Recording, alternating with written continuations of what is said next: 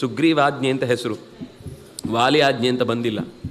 ಸುಗ್ರೀವಾಜ್ಞೆ ಅಂದರೆ ಅವನು ಆ 4 ತಿಂಗಳು ಮಾಡಿದ್ದೇನು ಅಂತಂದರೆ ಎಲ್ಲ ಕೇಸ್ ಸ್ಟಡಿ ಮಾಡಿದ್ದಾನೆ. ಎಲ್ಲಿ ತನ್ನ ರಾಜ್ಯದಲ್ಲಿ ಅಧಿಕಾರದ ವ್ಯವಹಾರ ಯಾರ್ಯಾರು ನೋಡ್ಕೊಳ್ತಿದ್ರು ಅವರನ್ನೆಲ್ಲರನ್ನು ಕರೆಸಿದ್ದಾನೆ.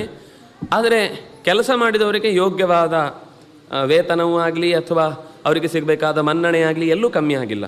ಹಾಗೆ ಅದು ವಾಲಿ ಹೇಳುತ್ತಾನೆ, ನೀನು ಎಲ್ಲೆಲ್ಲಿ ಏನೇನು ಸಿದ್ಧತೆ ಮಾಡಬೇಕು ಅದರ ಬಗ್ಗೆ ನಾನು ಹೇಳುವ ಕೆಲವು ಅಂಶಗಳನ್ನು ಹೇಳ್ತಾನೆ. ರಕ್ಷಸಾಂತು ವಧೇ ತೇಷಾಂ ಅಗ್ರತಸ್ತೆ ಭವಿಷ್ಯತಿ. ಮುಂದೆ ರಕ್ಕಸರ ದೊಡ್ಡ ಪಡೆಯನ್ನು ನೀನು ಎದುರಿಸಲಿಕ್ಕಿರುವಾಗ ನಿನ್ನ ಮುಂದಾಳಾಗಿ ನಿಂತುಕೊಂಡು ಅಂಗದ ತನ್ನ ಎದೆಕೊಟ್ಟು ಶತ್ರುಗಳ ತಲೆಯನ್ನು ಒಡೆದು ನಿನ್ನ ಕೆಲಸಕ್ಕೆ ಬೆಂಗಾವಲಾಗಿ ನಿಲ್ತಾನೆ. ಹೋರಾಡುವಾಗ ಎದುರಿರ್ತಾನೆ, ರಕ್ಷಣೆಗೆ ಬೆಂಗಾವಲಾಗಿರ್ತಾನೆ. ಇದು ಅಂಗದನ ಬಲ. ಅನುರೂಪಾಣಿ ಕರ್ಮಾಣಿ ವಿಕ್ರಮ್ಯ ಬಲವಾನ್ ರಣೇ ಕರಿಷ್ಯತ್ಯೇಷ ತಾರೇಯ ತರಸ್ವಿ ತರುಣೋಂಗದ. ದೇಹದಲ್ಲೂ ಕಸು ಇದೆ, ಮನಸ್ಸಿನಲ್ಲೂ ಬಲ ಇದೆ.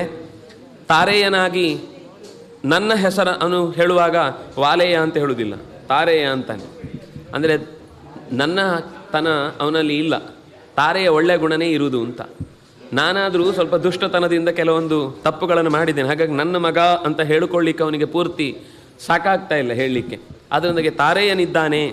ಅನುರೂಪಾಣಿ ಕರ್ಮಾಣಿ, ಖಂಡಿತ ಪೌರುಷದ ವಿಷಯದಲ್ಲಿ ನನ್ನನ್ನು ಅನುಸರಿಸಿಯೇ ಕರ್ಮಗಳನ್ನು ಮಾಡ್ತಾನೆ. ಆದರೆ ಯೋಚನೆಯಲ್ಲಿ ತಾರೆಯ ಹಾಗೆಯೇ ಎಲ್ಲ ಸರಿ ತಪ್ಪುಗಳ ವಿವೇಚನೆ ಅವನಿಗಿದೆ. ಸುಷೇಣ ದುಹಿತಾಚೇಯಂ ಅರ್ಥ ಸೂಕ್ಷ್ಮ ಮನಿಶ್ಚಿತೆ ಅರ್ಥ ಸೂಕ್ಷ್ಮ ವಿನಿಶ್ಚಿತೆ ಔತ್ಪತ್ತಿಕೆ ಚ ವಿವಿಧೆ ಸರ್ವತಃ ಪರಿನಿಷ್ಠಿತ. ಸುಷೇಣನ ಮಗಳಾದಂತಹ ಈ ತಾರ